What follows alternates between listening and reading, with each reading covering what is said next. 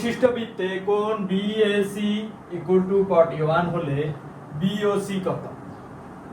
BAC দেখেন BAC এই যে এই কোণটি হচ্ছে 41 ডিগ্রি।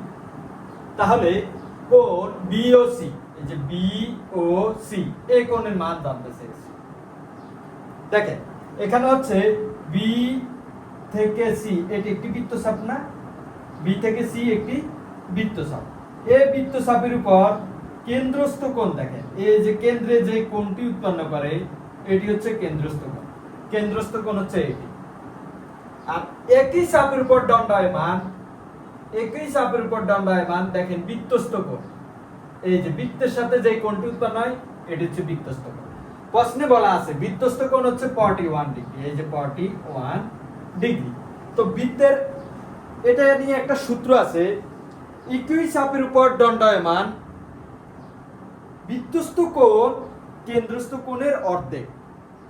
এই যে বৃত্তস্থ কোণ, এই বৃত্তস্থ কোণটি এই কোণটি কেন্দ্রস্থ কোণের অর্ধেক।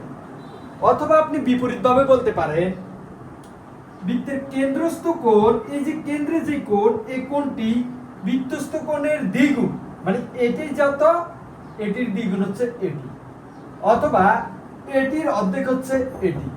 তাহলে এটি যদি 41 হয় এটি কত? এটি হচ্ছে 41 এর ডাবল কত? 41 এর ডাবল হচ্ছে যে 82। তাহলে আমরা কেন্দ্রস্থ কোণ পেয়ে গেলাম 82 ডিগ্রি। এই যে আমাদের 82 ডিগ্রি। এটা বিশেষ